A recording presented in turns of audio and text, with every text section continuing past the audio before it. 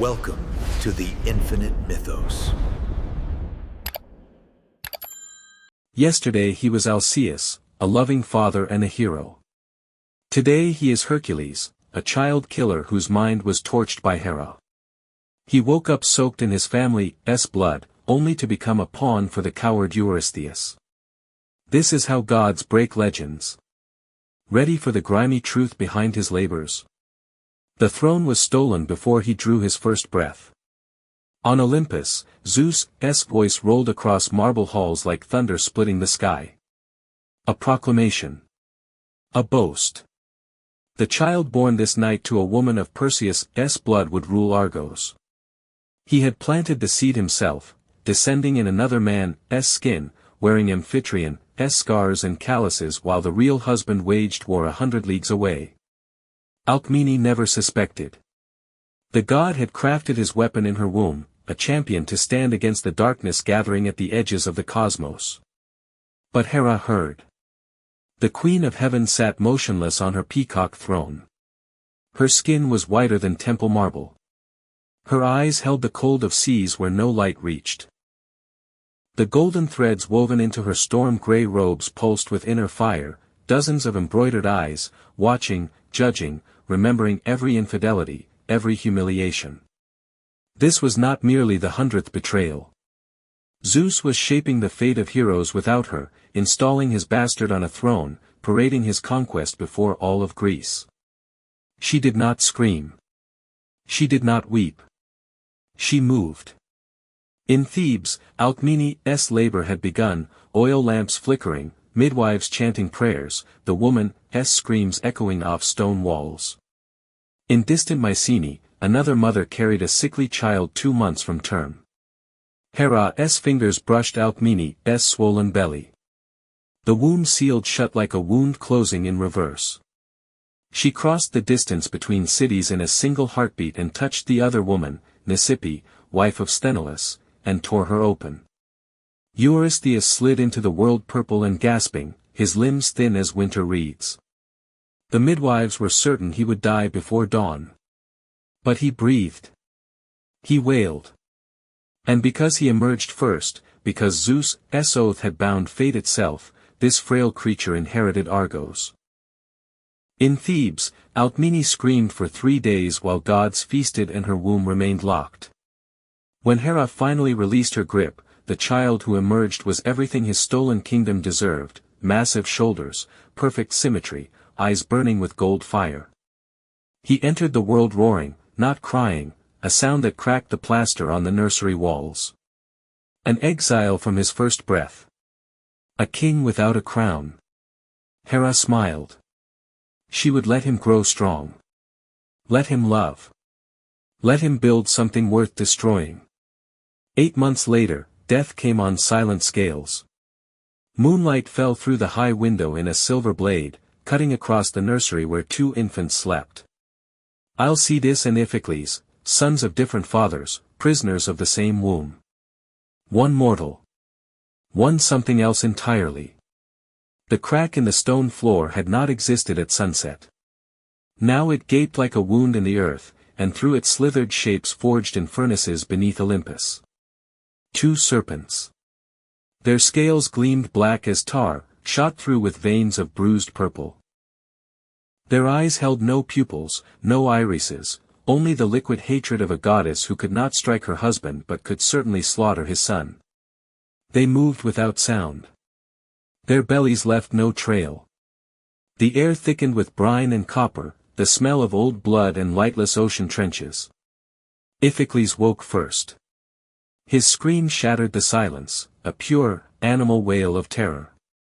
He scrambled backward in the cradle, tiny legs kicking. The serpents paid him no attention. They coiled around the other infant. Alcides opened his eyes. The serpents began to speak. Not in any language mortals could hear. The sound bypassed his ears entirely, sliding directly into his skull like needles of ice. Words older than Greek, older than any human tongue, the language of Olympus itself. They whispered of his crimes before he committed them, of blood he would spill, of lives he would end with his own hands. They whispered of Hera's hatred, endless and patient. The child did not understand the words. But he understood the intent. Something deep in his marrow answered. His hands that should have been pudgy and soft, closed around the serpents' throats. The muscles beneath his skin were ropes of iron wrapped in baby fat, inherited from a father who could hurl thunderbolts across the sky. He squeezed. The first serpent thrashed against his grip, its body whipping against the sides of the cradle. Its fangs snapped at his face. The child pulled it away and squeezed harder. The creature's hissing faded to silence. The second serpent tried to flee. He caught it by the tail and dragged it back, his expression unchanged, a placid, almost sleepy concentration. Moments later, both creatures lay still. Divine ichor stained the cradle. Where it touched his skin, it burned, the price of victory against creatures forged by gods. Alcaeus did not cry. He watched the marks forming on his hands, strange patterns like scales. The burns would scar. They would never fade. When Alcmene burst through the door, oil lamp in hand, she found one infant shrieking in the corner and the other sitting calmly beside the lifeless serpents, his small hands marked with strange burns. She dropped the lamp. In the flickering light, her son's eyes caught the flame and threw it back, gold shot through with something electric, something that did not belong in any mortal child. He held up the dead serpents as though offering a gift. "Look, mother. Look what I have done for you." Tiresias arrived before dawn. The blind prophet moved through the palace corridors without guidance, his milky eyes reflecting nothing, his bare feet finding their way across cold stone. He leaned on a staff of laurel wood, and his breath rattled in his chest like pebbles shaken in a jar. He had felt the echo of divine battle rippling across the fabric of the world. He had come because prophecy was not a gift but a burden, and the burden demanded he speak. Amphitryon met him at the nursery door, his face gray with shock. "The child, I am aware," Tiresias said. His voice was dry leaves scraping across tomb floors. "I am here for the reckoning." Inside, Alcmene held Iphicles against her chest. Alcaeus had been cleaned and wrapped in fresh linens, but the burns on his hands remained, pink and raw, already forming scar tissue. He watched the old man approach with eyes too bright, too aware. Tiresias lowered himself to his knees before the cradle. He extended one withered hand toward the child, feeling the air between them as though reading words inscribed in smoke. Silence filled the room. "This child," Tiresias said at last, "will cleanse the earth of 1,000 monsters." Amphitryon exhaled. "Then he is blessed, I am not finished." The prophet's hand trembled above the infant. The burns on Alcaeus' skin pulsed in response. "He will slay hydras and lions. He will drag hounds from the underworld and steal cattle from giants. His name will echo through generations. Poets will sing of his labors until the stars burn out. Then, but the most terrible monster he will ever face," Tiresias continued, his voice dropping to a whisper that filled every corner of the room, "will be his own shadow." The words hung in the air. Alcmene pressed her hand to her mouth.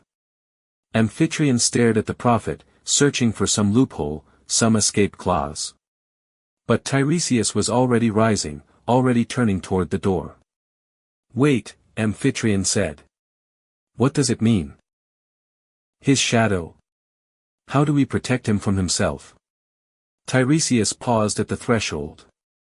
He did not turn around. "You cannot protect what the gods have claimed," he said. "You can only watch. And when the darkness comes, and it will come, you must not look away." He shuffled into the corridor, and the tap of his laurel staff faded into silence. In the cradle, Alcaeus raised his burned hands and stared at them. The scars were forming patterns, scales, almost, like the creatures he had destroyed. For the first time since the serpents had come, something shifted in his golden eyes. Not understanding. Not quite. But the beginning of it. He would carry these marks forever. He would carry the memory of blood and scales and the whispered promises of divine hatred. And somewhere in the depths of his infant consciousness, a seed had been planted, a seed that would grow into the terrible knowledge that his strength was not a gift. It was a sentence. Alcmene crossed the room and lifted him from the cradle. She held him against her chest, feeling his heartbeat, too slow, too steady, nothing like the rapid quick pulse of his mortal brother. She pressed her lips to his forehead and closed her eyes. "My son," she whispered. "My beautiful, terrible son." Outside, dawn broke over Thebes. Somewhere on Olympus, Hera opened her eyes from a sleep she had not needed and smiled.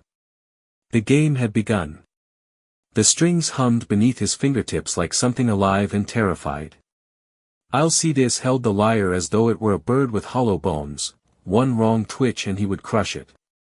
Sunlight poured through the high windows of Linus' music chamber, catching the dust motes in golden columns. The air smelled of old wood, rosin, and dried papyrus. Scrolls of poetry lined the walls. A bronze bust of Apollo watched from the corner, his serene face a judgment on every clumsy note. 15 years had passed since the serpents. 15 years since Tiresias spoke his prophecy and shuffled into the darkness. The scars on Alcides' forearms had never faded, pale whorls against copper skin, scales burned into flesh by ichor. He was trying to be something other than those scars. "Softer," Linus said. The teacher stood at the window, silhouetted against the light. His fingers were long and elegant, the fingers of a man who had never gripped anything heavier than a plectrum. His embroidered chiton shimmered with thread of gold, and he held himself with the precise arrogance of an artist who believed beauty was the only truth worth pursuing. "You are not wrestling a bull. The strings must whisper, not scream." Alcides adjusted his grip. His hands were wrong for this, too large, too dense, the knuckles permanently swollen from years of training with sword and spear. Each finger contained enough strength to snap the lyre's neck like a twig. He had to think about every movement, calculate the exact pressure, hold himself in constant check. This was why he had chosen music. Not because he loved it. He did, in a distant way, the way a man dying of thirst loves the idea of water. But the real reason was simpler: music demanded control. Every note required precision. Every chord was a small victory over the monster coiled inside him. If he could master this, if he could teach his hands to create instead of destroy, then perhaps Tiresias had been wrong. Perhaps the shadow would never come. Again, Linus said. "From the beginning. The hymn to Apollo." Alcides drew a breath. The opening phrase rose through his memory like smoke, a cascade of notes he had practiced 1,000 times, heard Linus play with effortless grace. His fingers found their positions on the strings. He played. The first notes rang true. Clear and bright, climbing toward the ceiling like prayers. For 3 measures, 4, 5, the music held. Alcides allowed himself a fragment of hope. His shoulders began to relax. The tension in his jaw eased. On the 6th measure, his thumb pressed too hard. The string snapped with a sound like a small bone breaking. The lyre shuddered in his hands. The hymn died mid-phrase, leaving an ugly silence that seemed to expand until it filled the entire room. Linus turned from the window. "How many strings is this?" His voice remained calm, but something flickered behind his eyes, a spark of irritation that Alcides had learned to recognize. "This week alone." 4. The word came out flat. Alcides stared at the broken string, watching it curl against the wooden frame like a dead worm. 4 strings. Do you have any concept of what these instruments cost? Of the craftsmanship required? Linus crossed the room, his sandals whispering across the marble floor. "I have taught princes and poets. I have trained voices that sang before the kings of Corinth. And yet here I am, wasting my days on a boy who cannot complete a simple hymn without destroying the means to play it." Alcides said nothing. There was nothing to say. The truth was the truth. His hands were weapons, and weapons did not sing. Perhaps Amphitryon was right. Linus took the damaged lyre from Alcaeus' grip, examining the broken string with exaggerated disappointment. Perhaps you belong in a gymnasium or a charnel house, not a music chamber. Some creatures are simply not made for refinement. The words landed like blows. Alcaeus absorbed them, let them sink into the place where he stored every slight, every whisper, every frightened glance from servants who had heard stories about the nursery. He was used to this. The city of Thebes had never let him forget what he was, the boy who murdered divine serpents before he could walk, the bastard son of a god who had cuckolded at their general. Amphitrion's disappointment was always there, lurking behind every interaction. His stepfather trained him in combat because that was what you did with dangerous things, you pointed them at your enemies. But there was no warmth in the training, no pride. Only the careful wariness of a man handling a blade that might turn in his grip. Music was supposed to be different. Music was supposed to be Alcaeus' own choice, his own path towards something human. We will try again tomorrow, Linus said, turning away to place the lyre on its stand. Perhaps with an instrument made of iron. It might survive your touch. Alcaeus rose from his stool. The movement was careful, measured. He had learned to move slowly in confined spaces, to give people time to step aside before he accidentally walked through them.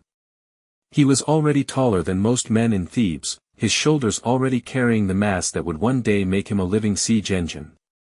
In the music chamber, surrounded by delicate instruments and fragile scrolls, he was a boulder in a garden of glass flowers. Master Linus. He paused at the doorway. I will master this. I will learn to what? Linus did not turn around. To be gentle. You cannot learn what you do not possess. Your father hurls thunderbolts, boy. You were bred for destruction. This, he gestured at the chamber, at the lyres and scrolls and the serene face of Apollo, this world is not yours to enter. 3 days later, the air in the music chamber changed. Alcaeus noticed at the moment he crossed the threshold, a metallic sharpness beneath the familiar scents of wood and rosin. The smell of copper. The smell of blood waiting to be spilled. Linus stood at the center of the room. His elegant hands gripped a bundle of birch rods, the kind used to discipline slaves and criminals. His chiton was disheveled, and sweat darkened the fabric beneath his arms. But it was his eyes that stopped Alcaeus cold. They were wrong. The warm brown had been swallowed by something else, a glaze of liquid hatred that did not belong to the man who had spent months teaching him the difference between Dorian and Phrygian modes. These were the eyes of a puppet whose strings were being pulled from very far away. You. Linus' voice scraped like stone against stone. Bastard. Abomination. Do you believe you can hide what you are behind a few plucked strings? Alcaeus did not move. His instincts were screaming, the same instincts that had awakened in the cradle 15 years ago, the ones that recognized divine malice the way a deer recognized wolves. Hera. He could not see her, could not prove her presence. But he could taste it in the air, feel it crawling across his skin like invisible serpents. She was here, watching through Linus' stolen eyes, orchestrating this moment with the same cold precision she had used to steal his birthright. Master Linus. Alcaeus kept his voice level. You are not yourself. Something is, the first blow caught him across the face. The birch rods were meant for softer flesh. Against Alcaeus' skin, they should have stung and nothing more. But Linus swung with a strength that did not belong to him, divine strength, borrowed strength, the strength of a goddess channeling her rage through mortal sinew. You killed my serpents. The voice was Linus' mouth forming Hera's words. You survived what should have ended you. Did you truly think I would let you find peace? Let you become something human? The rods fell again. And again. Across his shoulders, his chest, his upraised arms. Alcaeus stumbled backward, his feet tangling with a music stand. Scrolls scattered across the floor. Somewhere, a lyre crashed from its stand and splintered against the marble. He could have stopped this instantly. One grip, one twist, and Linus would be nothing but memory. But that was what she wanted. I know what you are doing. I'll see this. Voice emerged through gritted teeth as another blow opened a cut above his eye. Blood ran warm into his vision. I will not what? Linus's possessed face twisted into a smile that did not fit his features. Will not defend yourself? Will not be the monster you have always been? The rods rose again. Then lie down and die, son of Zeus. Let me finish what the serpents could not. The next blow was aimed at his throat. Alcaeus moved without thought. His hand closed around the fallen Kithra, heavier than a lyre, its wooden body reinforced for the deeper tones it produced. His arm swung in an arc he did not consciously choose. The instinct of survival, honed in 15 years of combat training, finally broke free. The impact echoed through the chamber like thunder. The Kithra shattered.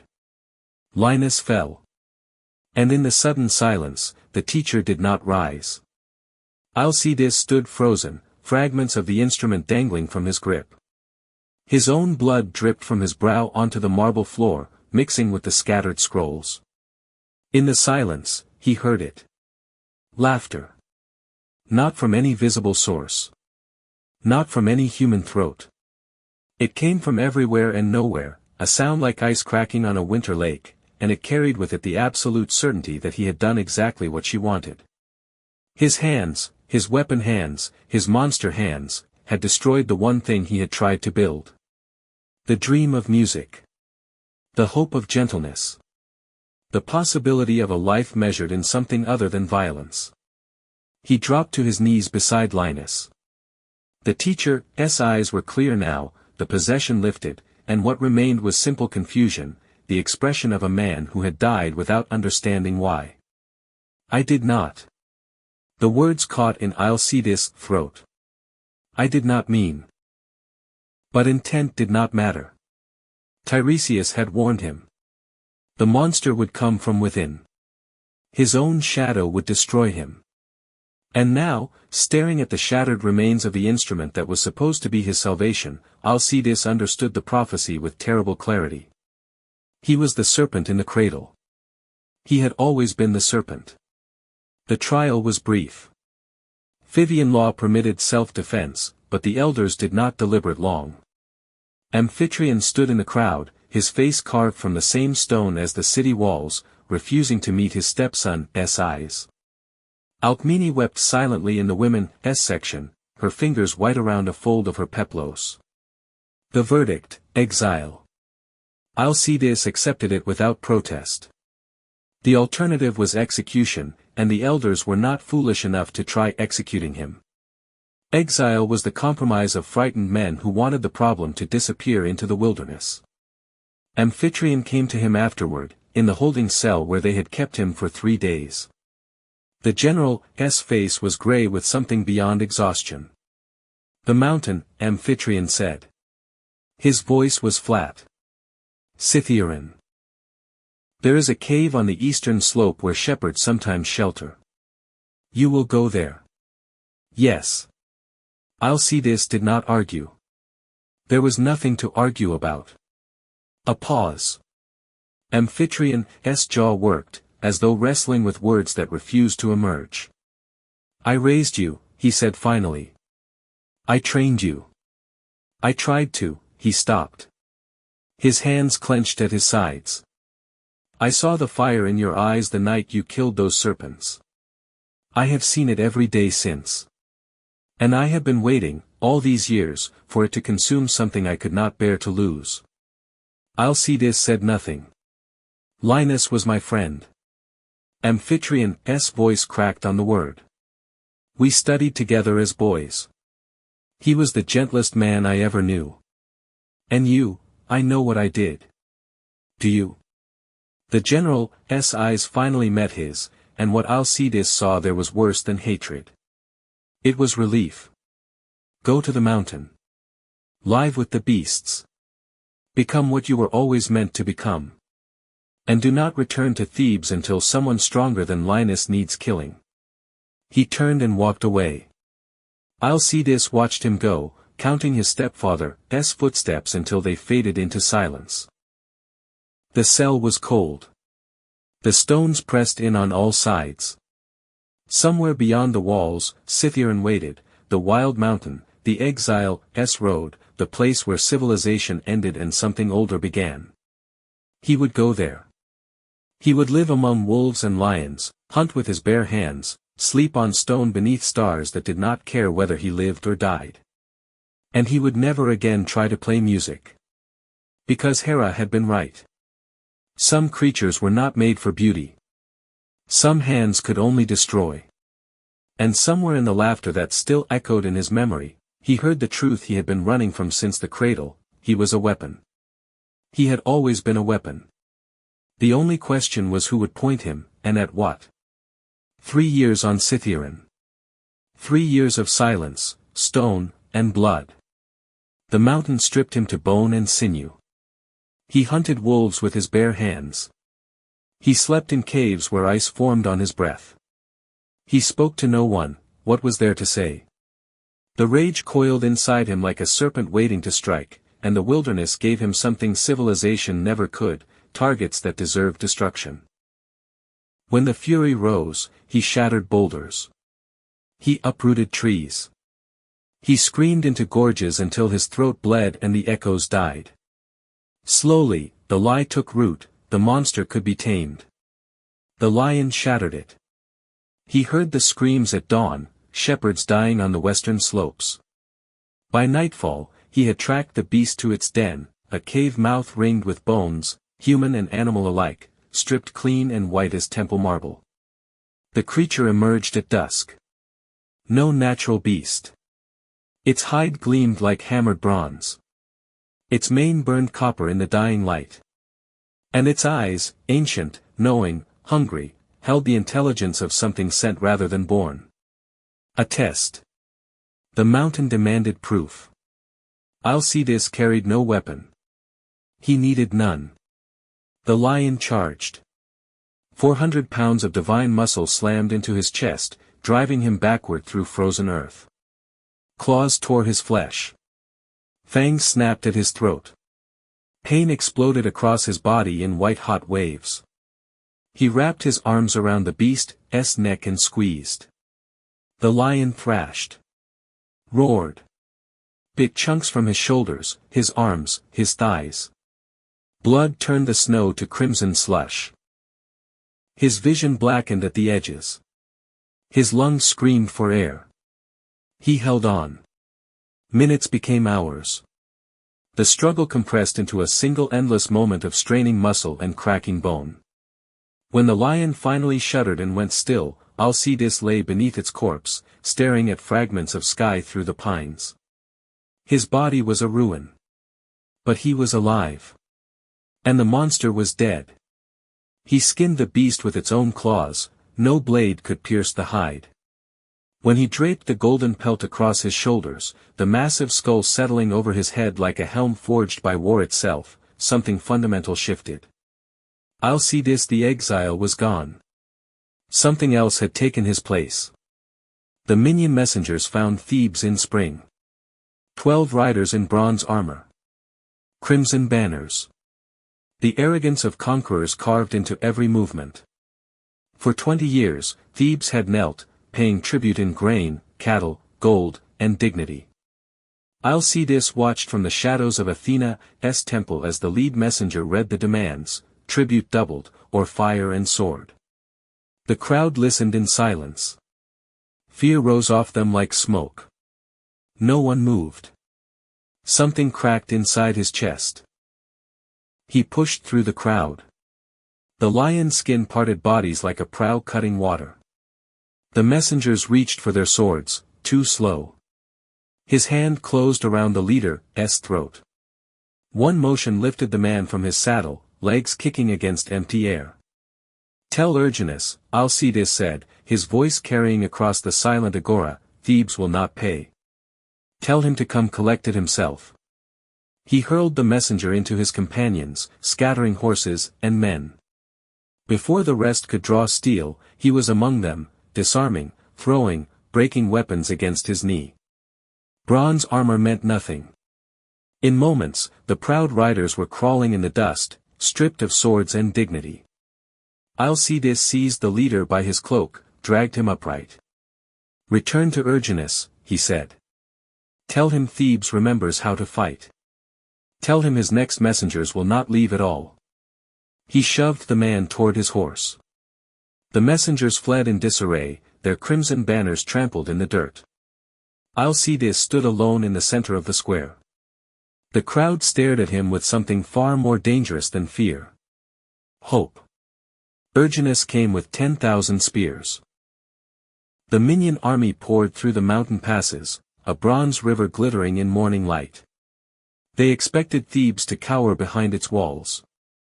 Instead, they found Alcaeus waiting in the narrow valley where the road bent between two cliffs. Above him, hidden among the rocks, the Theban volunteers held position, farmers and tradesmen armed with whatever weapons they could salvage. He raised his hand. Dropped it. The mountain answered. Boulders crashed down on the minion flanks. Arrows rained from the heights. And through the chaos, Alcaeus advanced, his olive-wood club sweeping through the enemy ranks like a storm through wheat. The minion lines crumbled. The lion's skin turned aside every desperate blade. He found Erginus at the army's heart, the king frozen in his golden chariot, his face the color of ash. The royal guard scattered before Alcaeus could reach them. Erginus raised his ceremonial sword. It was not enough. When the surviving minions broke and fled, Alcaeus stood alone amid the fallen. The Thebans on the cliff tops roared their triumph. He did not cheer with them. His hands were shaking. During the battle, something had slipped loose, ice water flooding the spaces between thoughts. For a heartbeat, standing over the fallen king, he had not seen Erginus. He had seen Linus. Sprawled against Apollo's statue. Eyes wide with confusion. The vision passed. Its echo did not. King Creon received him in the throne room. "You have saved us," the old king said. His voice trembled with emotion. "Everything I have is yours. Name your reward."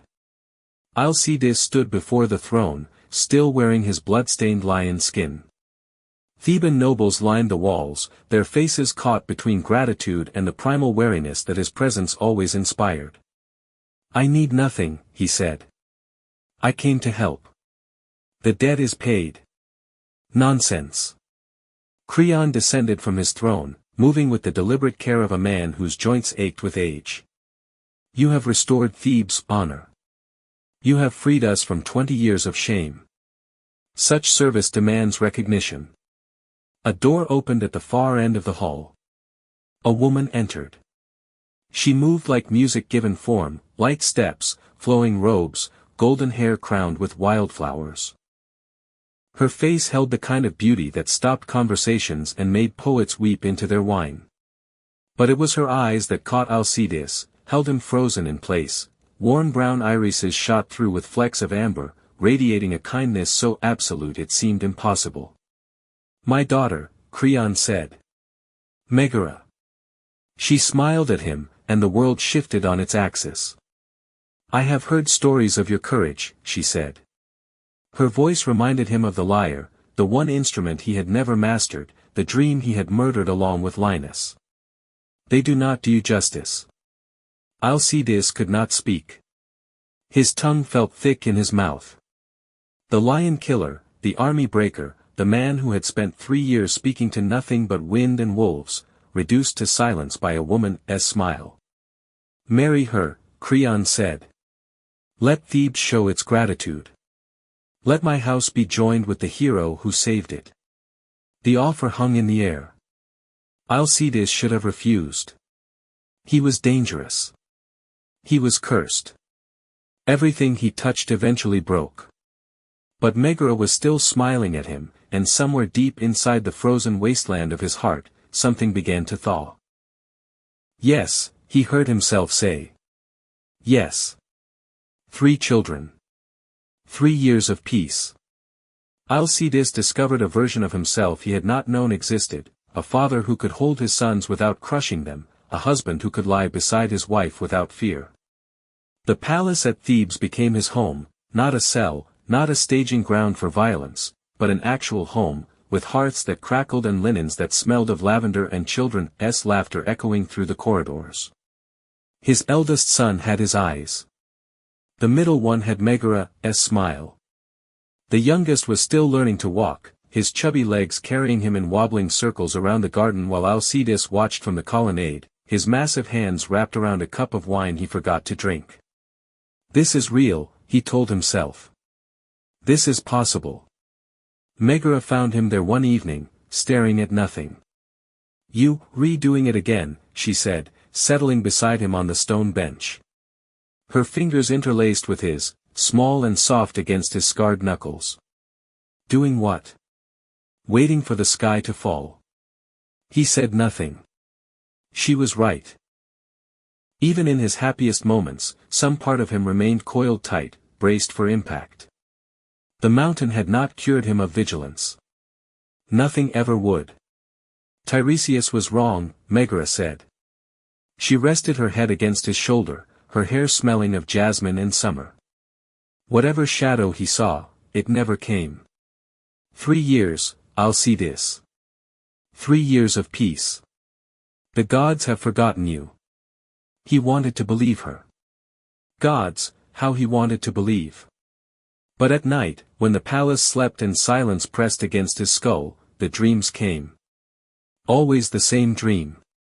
Eurystheus sat on a golden throne, his throne, the throne that should have been his birthright. The pathetic creature who had stolen his kingdom through Hera's trickery, his thin fingers clutching the armrests, his watery eyes gleaming with malice. You are nothing, Eurystheus said in the dream. You could kill 1,000 lions. You could topple 1,000 armies. But I am the king, and you are the mistake. The universe knows it. The fates wrote it. And one day, you will kneel at my feet and beg for scraps. Alcaeus woke drenched in sweat, his heart pounding, his hands clenched into fists that could shatter stone.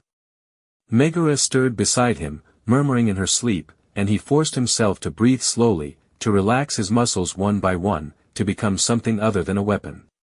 It was getting worse. The dreams came more frequently now, 3 nights a week, then 4, then every night. Each time, Eurystheus' laughter echoed longer in his skull. Each time, the anger burned hotter, harder to suppress. During the day, he caught himself snapping at servants. Flinching at sudden noises. Once, during a feast, a cup shattered against the floor and he was on his feet before the echo faded, his body positioned for combat, his eyes scanning for threats that did not exist. Megaera noticed. Of course she noticed. Perhaps we should consult the oracle, she suggested. If the dreams trouble you, no. The word came out sharper than he intended. Alcaeus forced his jaw to unclench. No oracles. No prophecies. I had enough of those in my cradle.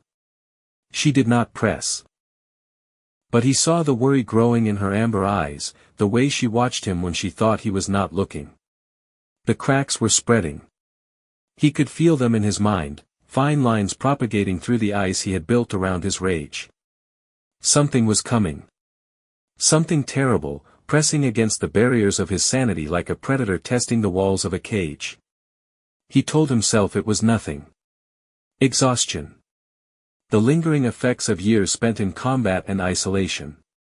He was still telling himself that when Creon announced the feast. The anniversary of the Minion defeat. The entire city gathered in the palace courtyard, nobles and merchants and common folk, their cups raised in toast after toast to Thebes' salvation. Musicians played. Dancers spun. Children ran shrieking through the crowd, chasing each other between the legs of adults who laughed and let them pass. Alcaeus sat at the head table with Megaera and Creon, a cup of wine untouched before him. His sons played nearby, the eldest pretending to sword fight with a stick, the middle one making faces at the youngest, who giggled and clapped his chubby hands. He should have been happy. This was everything he had ever wanted, a family, a home, a life measured in something other than bodies and blood. But the air tasted wrong. Metallic. Like copper coins held too long on the tongue. Are you well? Megara touched his arm. You've gone pale. Fine. The word scraped past his throat. The wine is strong. She did not believe him. He did not believe himself. The music shifted, a hymn to Apollo, the same melody he had tried to play in Linus' chamber all those years ago. His hands twitched against the table. His vision blurred at the edges, the torchlight smearing into long trails of orange and gold. The cold hit him like a wave breaking against a cliff. Not the cold of winter. The cold of divine presence, the same chill he had recognized in the nursery when the serpents came, in the music chamber when Linus' eyes turned wrong. His stomach dropped. His heart began to pound. No. Not here. Not now. The children's laughter changed. It deepened, thickened, became something wet and hissing. Alcaeus turned toward his sons and saw snakes. 3 massive serpents coiled where his children had been, their scales gleaming purple-black in the torchlight, their eyes holding the same liquid malice he remembered from his cradle. They never stopped coming, something whispered in his ear. A woman's voice, cold as frozen seas. Did you think killing 2 would end it? Did you think I would ever let you rest? He was on his feet. He did not remember standing. The serpent struck. And the world went red. He came back to himself in stages. First, the silence, absolute, crushing, the kind of quiet that follows catastrophe. The music had stopped. The torches still burned, but their light seemed dimmer, colder. Then, the cold. Not the divine chill of Hera's presence, but something worse, the cold of his own body, emptied of everything except horror. Finally, the truth. He was kneeling in the center of the courtyard. The feast tables lay overturned. The crowd had fled to the edges of the space, their faces masks of terror and grief. And before him, he did not look. He could not look. But he did not need to see to understand what his hands had done. The weight of absence pressed against his chest. 3 small voices that would never speak again. One voice like music that had fallen silent forever. Megara. His sons. Gone. Not killed by serpents. Killed by him.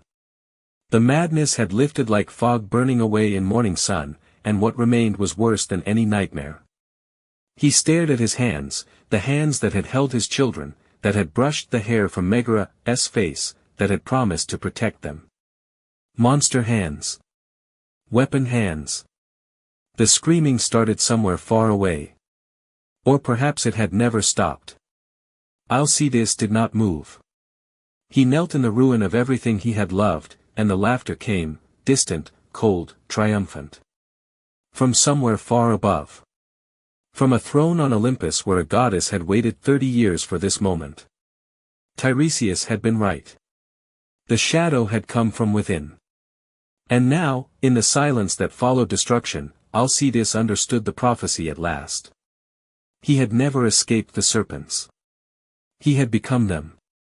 He did not wash the stains from his hands. 3 days wandering the slopes of Scythian, the same mountain that had once promised redemption, now witness to his damnation. He moved through the pines like something already dead, his lion skin filthy with dust and grief, his eyes reflecting nothing but ash. The marks on his skin had dried and darkened. He could scrub them away in any stream. He chose not to. This was the last thing he would ever carry of them, the final proof of what his hands had done. Sometimes he heard their laughter in the wind. Sometimes he heard their screams. The voices blurred together. Thebes had closed its gates. He had seen them from a distance, the city he had saved, the walls he had defended, the agora where citizens had once stared at him with hope. Now guards patrolled the ramparts with drawn bows. Mothers covered their children's eyes when he passed on distant roads. Doors slammed shut before he could reach them. Child killer. Monster. Cursed. The words followed him like wolves trailing wounded prey. He did not argue. The words were true. Somewhere above the clouds, he sensed her watching. The cold pressed against his skull, the same frozen weight that had descended in the feast hall, the same presence that had twisted his vision into serpents and slaughter. Hera. Queen of Heaven. The architect of his ruin. She was smiling.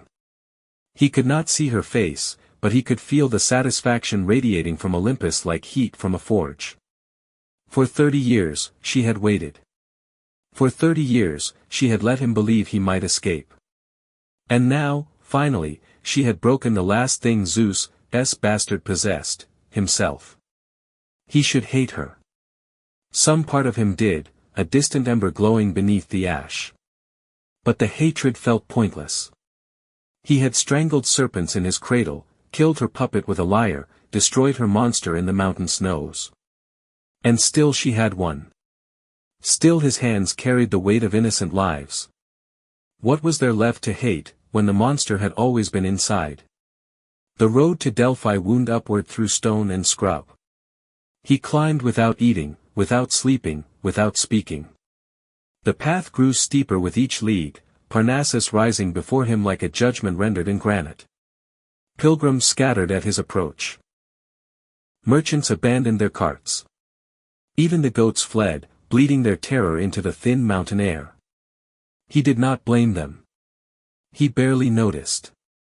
The oracle's sanctuary appeared at dawn on the third day, white marble columns gleaming against grey rock, smoke rising from the eternal flame within. The smell of sulfur and incense drifted down the slope, the scent of prophecy, of divine truth, of the same words Tiresias had spoken over his cradle so many years ago. The most terrible monster you will ever face will be your own shadow. He had not understood. Now he carried the understanding carved into his bones. The priests at the entrance saw him coming. Their faces cycled through recognition, horror, and resigned acceptance. One reached for a spear. Another shook his head. "Let him pass," the elder said. His voice was tired. "The god has been expecting this one." Alcaeus descended into the Adyton. The sacred chamber waited beneath the temple floor, a narrow passage carved into living rock, its walls slick with moisture and black with ancient mold. Water dripped somewhere in the darkness, each drop echoing like hammer on anvil. The air thickened with fumes rising from a crack in the earth, sweet and acrid, the breath of the world's heart. The Pythia sat on her bronze tripod above the chasm. She was not what legends promised. No flowing robes, no divine radiance. Only an emaciated crone in stained linen, her milky eyes staring at nothing, her fingers locked white-knuckled around the tripod's arms. The vapors coiled around her like serpents made of smoke. Alcaeus collapsed before the tripod. His knees struck stone. His bloody hands pressed against the cold floor. "Grant me death." His voice scraped through the silence, a rumble of thunder with nothing left to break. "I have murdered my wife. I have murdered my children. I have proven every prophecy true, every fear justified. There is nothing left." He raised his head, forcing himself to meet those empty eyes. "Grant me death. Let me pay for what I have done. Let me end." The Pythia did not move. The vapors swirled thicker around her skeletal frame. Her mouth opened, and when she spoke, the voice was not her own, deeper, younger, resonant with the authority of gods who had watched empires rise and crumble. "You seek escape. I seek justice. You seek relief from pain." The voice cut through his words like a blade through rotted cloth. "There is no relief. The blood you shed cannot be undone. The screams you silenced will echo through eternity. Alcaeus bowed his head. Then let me join them. Let me face their judgment in the halls of Hades. Your death does not belong to you. The word struck him like physical blows. He looked up, uncomprehending. Your death, the god continued through the Pythia's throat, belongs to Hera. She has claimed it. She has earned it. And she will not collect, not until you have suffered every humiliation her hatred can devise. The chamber seemed to spin. Alcaeus gripped the stone floor, anchoring himself against vertigo. Your life, however. The Pythia's head tilted, an unnatural motion, a puppet on divine strings. Your life belongs to Eurystheus. The throne that was stolen from you, you will kneel before it. The king you despise, you will serve him. 12 labors. 12 impossible tasks. And only when the last is complete will the stain upon your soul begin to fade. Silence pooled in the chamber. The vapors continued their slow dance. Water dripped in the darkness. Alcaeus stared at the floor. Eurystheus. The sickly creature who had stolen his birthright. The coward who hid in bronze jars. The puppet king propped on a throne by Hera's manipulation. He was to kneel before this man. Beg for orders. Execute commands like a slave. The goddess had not finished. Even in victory, she demanded more. He could refuse. He could walk out of this temple, climb to Parnassus's peak, and hurl himself into the void. The death would be his own, stolen from Hera's grasping fingers. One final defiance. But then what? An eternity in Tartarus, his children's ghosts watching him sink into punishment he had freely chosen. Or worse, the fields of Asphodel, wandering forever beside their shades, seeing their confusion, their hurt, their unasked question, why, Father? Why did you do this to us? He could not face them. Not yet. Perhaps not ever. But he could try to earn the right. Alcaeus rose to his feet. The motion was slow, deliberate, not the surge of a warrior preparing for battle, but the careful straightening of a man accepting a burden he would carry until it crushed him. I will serve. The Pythia's empty eyes seemed to focus on something beyond the chamber, beyond the mountain, beyond the mortal realm. The god's voice softened, touched with something almost like pity. Then go to Tiryns. Kneel before the king who fears you. And become what you were always meant to become, not the monster Hera created, but the hero who chose to be more. He turned toward the passage. The darkness waited. The long road to Tiryns stretched beyond it, through the Corinthian isthmus, across the Argolid plain, to the Cyclopean walls where Eurystheus cowered on his stolen throne. At the threshold, he paused. I will take a new name, he said. He did not turn around. Alcaeus died in Thebes. Let him stay buried. And what shall the living man be called? He considered the question. His gaze dropped to his hands, the weapons that had strangled serpents, shattered armies, murdered love. The hands he would force to serve rather than destroy. Hercules, he said. The glory of Hera. The bitter irony of the name sat heavy on his tongue. To carry the goddess's name, to bind his identity to his tormentor, it was either madness or the only sanity left to him. Perhaps both. He climbed toward daylight, leaving the blood-dark chamber behind. Somewhere above, Hera watched from her peacock throne, her cold smile frozen in place. She believed she had broken him. She believed the labors would destroy whatever remained. She was wrong. The labors would not destroy him. They would forge him. Each impossible task, each humiliation before Eurystheus' trembling throne, each moment of submission to the man he despised, all of it would become the fire that burned away the ashes. Heracles walked out of Delphi's shadow and into the brutal light of the Greek sun. The road stretched before him, long, dusty, leading to bondage. He took the first step. Then the next. And somewhere in the depths of his shattered soul, in the place where his children's laughter still echoed faintly, a new truth began to take root: true strength was not the power to destroy. It was the will to endure.